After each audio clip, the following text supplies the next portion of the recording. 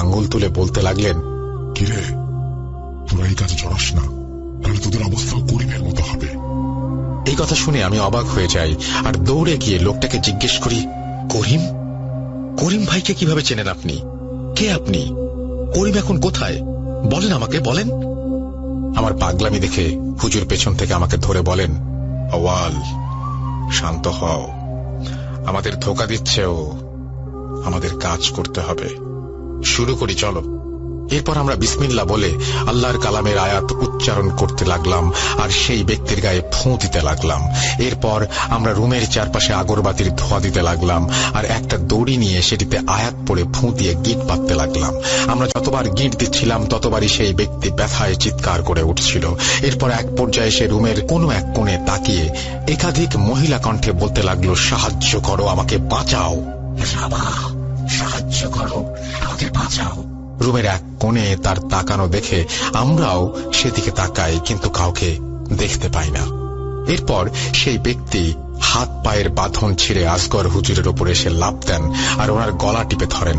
আমি আর আমার বয়সী সেই ছেলেটা ওনাকে ধরে হুজুরকে মুক্ত করি আর সেই ছেলেটা মহিলার স্বামীকে ধরে বাঁধার চেষ্টা করতে গেলে আমি হুজুরকে ধরে উঠাচ্ছিলাম। হুজুরকে উঠিয়ে আমি সেই লোকের দিকে তাকিয়ে দেখলাম সেই লোকটি আমার বয়সী ছেলেটির কানে কানে ঠান্ডা হয়ে শুয়ে শুয়ে কি যেন বলছে।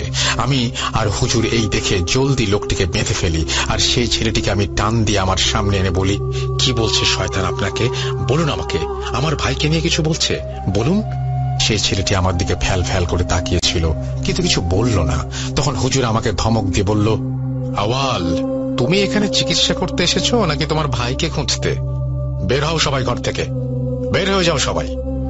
হুজুরের মুখে এই কথা শুনে আমি সেই ছেলেকে নিয়ে বের হয়ে আসি রুম থেকে। রুম থেকে বের হয়ে আমি হাতে তসবিহ নিয়ে জিকির করতে থাকি। প্রায় 7-8 মিনিট পর রুম থেকে হুজুর বের হয়ে আসেন। বের হয়ে শুনি বললেন, সমস্যার সমাধান হয়ে গেছে, আওয়াল চলো মাদ্রাসায় ফিরে যাই। এই কথা বলে উনি আমার হাত ধরে আমাকে নিয়ে চলে যাচ্ছিলেন। আমি দেখলাম হুজুর যেন হাঁটতে হাঁটতে পড়ে যাচ্ছেন। আমি ওনাকে ধরে জিজ্ঞেস করলাম, হুজুর আপনি ঠিক আছেন? কি হয়েছে আপনার? হুজুর বললেন, আওয়াল, এই কবিরাজি কাজটা খুব কঠিন আর ক্ষতিকর। যতবার তুমি শয়তানের মোকাবেলা করতে তার মুখোমুখি হবে ততবার সে তোমার ভেতর থেকে জেগে বসবে, সে তোমার মনকে খেয়ে ফেলবে আস্তে আস্তে।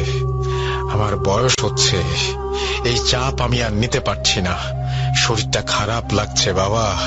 আর হ্যাঁ শোনো, এই যেই ছেলেটাকে দেখলে সে খুব খারাপ কিছু একটাকে আহ্বান করেছে, ভুগতে হবে আমাদের সবাইকে।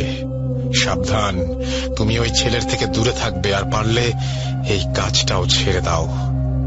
এই কথা বলে হুজুর আমাকে নিয়ে মাদ্রাসায় ফিরে এলেন। সেদিন মাদ্রাসায় ফিরে আমি শুয়ে পড়লাম। আমার ঘরে এসে ভাবছিলাম, এই ছেলেটা কিভাবে বুঝলো মহিলার স্বামীর সমস্যা? মহিলার স্বামী বা আমার ভাইকে কিভাবে চেনেন? ছেলেটার কানে কানে সে কি বা বলেছিল? এইসব ভাবতে ভাবতে আমি ঘুমিয়ে যাই। পরদিন সকালে আমি ঘুম থেকে উঠে সকালের খাবার খেতে বসলে আসগর হুজুরকে অনুপস্থিত দেখে ওনাকে ডাকতে ওনার রুমে যাই। অনেকক্ষণ ডাকাডাকির পরেও উনি দরজা না খুললে আমরা সবাই দরজা ভেঙে রুমে ঢুকে দেখি হুজুর মারা গেছেন। বিছানায় পড়ে আছে ওনার ভয়ার্ত মৃতদেহ, চোখ দুটো খোলা আর ভয়ে মুখটা হাঁ ছিল ওনার।